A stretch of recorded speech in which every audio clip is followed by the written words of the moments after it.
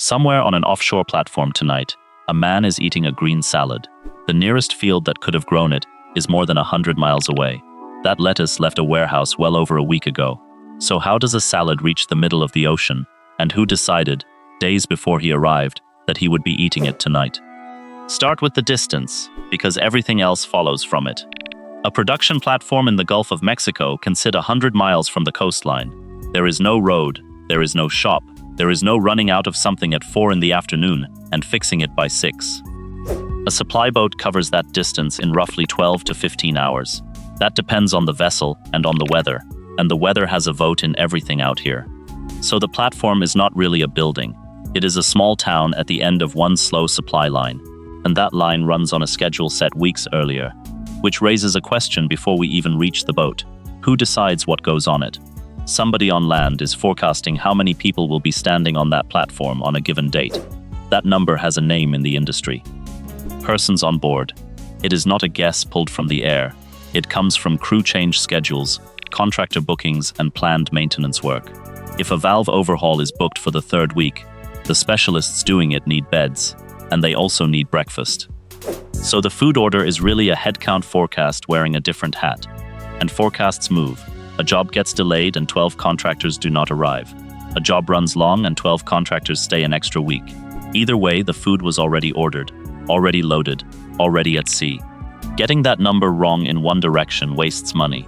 Getting it wrong in the other direction is a much worse problem, and it cannot be fixed for days. Follow a single day of it. It begins on a quay, in the dark, long before anyone offshore is awake. The vessel tied up alongside is a platform supply vessel. They typically run from about 50 to 100 meters long. The first thing you notice is that most of that length is empty. The superstructure is crammed forward, right at the bow. Everything behind it is flat open steel. That deck is the entire reason the ship exists. Beneath it sits a second cargo system nobody ever sees. Segregated tanks carrying drilling fluids, brine, fresh water and fuel. Separate holds carrying dry bulk, cement and barite among them. That bulk will not be lifted at the other end. It gets blown up to the platform through hoses using compressed air. Powder, moved by air pressure, 100 miles out at sea. There is a reason all of this arrives by sea rather than by air. People fly, cargo floats. That split is almost absolute offshore, and it comes down to weight and cost.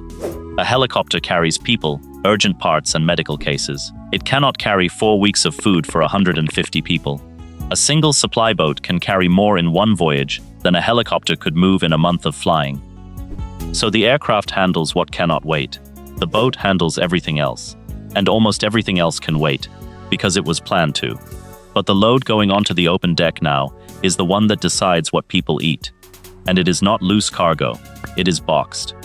Food and provisions go offshore inside containers, and mostly inside chiller or freezer containers. Everything else travels in baskets or on pallets. The detergent, the towels, the cutlery, the replacement kettle. Those baskets and pallets are purpose-built for one thing: being lifted from directly above by a hook. Almost nothing offshore is designed to be moved by a forklift alone. The containers are not the ones you see on a motorway either. Offshore containers are certified to a separate standard, with heavier frames and rated lifting sets. They are built to be swung on a wire above a moving sea. The reason is simple. A container that fails on a truck rolls off a chassis. A container that fails on a crane wire lands on a deck with people standing on it. So the box is stronger, and the box is colder. Once the reefer containers are aboard, they get plugged in. They run off the supply boat's own power for the whole voyage. Compressors hum through the night while the vessel works its way offshore. And the entire time, the temperature is being recorded. That record matters far more than it sounds like it should. When the containers arrive, the refrigeration records are examined before the food is accepted offshore. Not the food first, the record. A camp boss 100 miles from anywhere reads a temperature log and then decides whether a container of meat is allowed onto his installation. If there is a gap in that log, the decision turns unpleasant very fast. Spoiled food offshore is not an inconvenience. It is 150 people in a closed environment with no second option. Nobody can leave, and nobody can go somewhere else to eat. It is also a morale event. And offshore, morale is treated as an operational concern, not a soft one. So what happens if a container is refused? It does not get opened. It goes back down onto the boat and it returns to shore, still sealed. Whatever was inside it is now unavailable for the rest of that supply cycle, which means one failed compressor, somewhere in the middle of a night crossing, can quietly rewrite what 150 people eat for the next fortnight. Nobody on the platform will ever know why. That is the shape of almost every offshore problem. The cause is small, distant, and invisible. The effect is local, immediate, and shared by everyone. But before any of that, the boat still has to get there. Then it has to do the difficult part. The difficult part is not the voyage. It is the last 30 meters. Picture it from above. The platform does not move. Its legs are driven into the seabed, and it stands there like a building. Below it, holding position, is a ship that never stops moving, rising, falling, rolling, drifting a little, and correcting. Now pick a 20-ton box off the moving one and set it down on the still one. The crane operator sits in a cab high on the platform structure, often tens of meters above the water. From up there, he is looking down at a deck that will not hold still. On a rough day, that deck can rise and fall by several meters between one wave and the next. His job is to time it. He lifts at the moment the deck is rising toward him. Done right, the load comes off cleanly, and the wire never goes slack. Done wrong, it does. If he lifts as the deck drops away, the wire slackens and then snaps tight again. A slack wire suddenly loaded is one of the more dangerous events in offshore work. The whole crane feels it, and so does everyone standing near it. And he is not doing this on instinct. He is doing it against a chart. Every offshore crane carries a load chart. Offshore charts have a column that shore-based cranes do not. Instead of a single weight limit at a given reach, there is a column for significant wave height. The operator reads across two numbers, how far out the load sits and how big the sea is. The chart then tells him the maximum weight he is permitted to lift right now. So the crane's capacity is not a fixed property of the machine. It moves with the weather.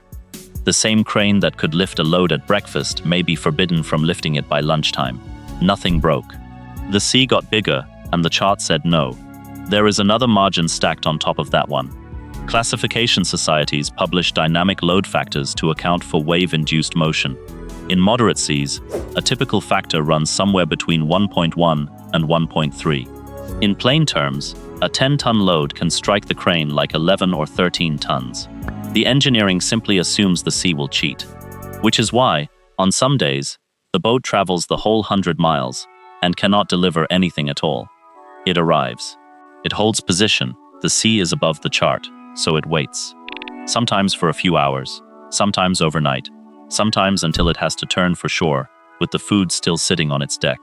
Nobody offshore goes hungry that day. The stores are deep enough for that. But something on that boat was expected, and now it is not there. When the window finally opens, everything moves quickly. The containers come up one at a time. They land on the platform deck, and they are stripped almost immediately. The contents go straight down into the cold rooms and the dry stores. Watch that stripping and you notice something about the crew. The people carrying boxes are not a delivery team. There is no delivery team. It is whoever is available, pulled off other work for as long as the boat is alongside. Roustabouts, deck crew, sometimes the catering staff themselves. A supply run does not slot neatly into a shift.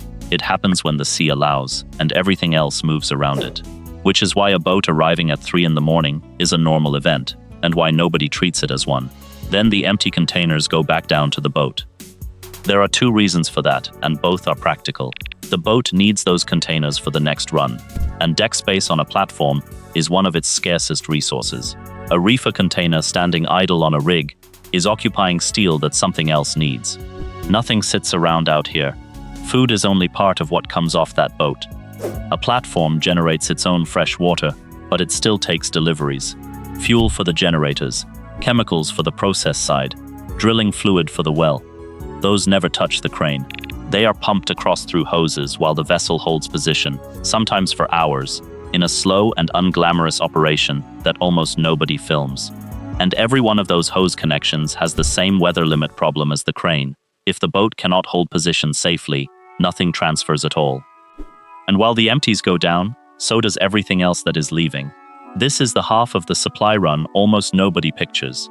The boat did not come all this way only to deliver. It came to take things away. Waste goes back to shore. Every wrapper, every torn glove, every drum, every empty tin. Platforms are not permitted to put that into the sea, so it makes the return voyage. Used equipment goes back for inspection.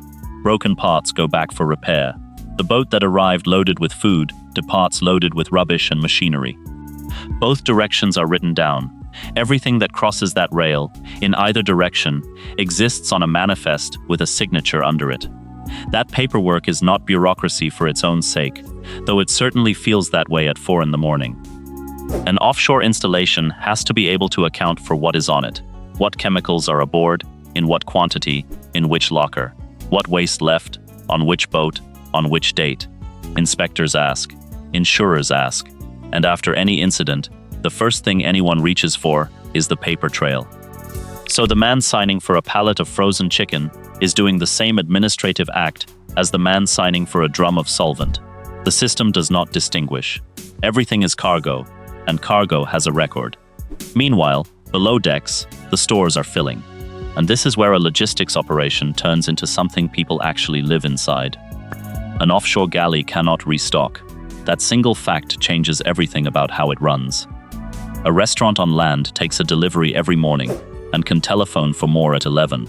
An offshore kitchen has to stay fully functional for weeks on whatever is already in the room. So the storage has to be close to flawless. And in some regions, the buffer has to be deeper still. In parts of the Gulf, hurricane season changes the planning. A storm forecast can stop supply runs for days at a stretch, and everyone knows it in advance. The answer is to carry more than you need before the season starts. Extra stores, extra spares, extra margin.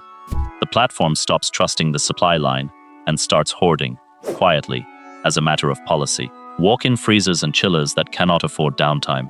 Dry stores watched constantly for humidity, because damp will quietly ruin flour and grains long before anyone opens the sack. Every shelf is a bet placed weeks in advance by somebody on land. And the menu is built around shelf life rather than appetite. Fresh produce gets used first, because it has no choice. As the days pass, the cooking shifts toward frozen and shelf-stable food, and the galley itself is built for a room that moves. Heavy equipment gets clamped down. Cooking wells are made deeper than you would find on land, so that hot liquid has further to travel before it reaches an edge. Guards and rails exist on surfaces that would never need them in a normal kitchen. None of that is decoration. A heavy swell can shift a pot, and a shifted pot in a working galley is a burn injury waiting for a bad moment. That is not laziness, and it is not a budget decision. It is arithmetic. The salad appears early in the cycle because the salad cannot survive to the end of it. Which brings us to the part that appears in no job description anywhere. The men on that platform can tell you what day of the rotation it is by looking at their plate. Nobody teaches them this. It simply happens. Week 1 has fresh fruit in the bowl and salad on the line. By the back half of the trip, the green things are thinner and the frozen things are heavier. Ask an experienced hand how far along they are, and some of them will glance at the counter before answering. That is a calendar. It is just not written on paper anywhere. And it runs in the other direction as well. Personal items travel on the same manifest as the cement and the chicken. There is no separate channel for the small things. If you need something specific, it goes on a list weeks before the boat sails. Medication you take daily, a particular size of boot, a gift you meant to send home in time. Miss that list and you do without. Not for a day, for the remainder of the rotation. So the advert said food and accommodation provided.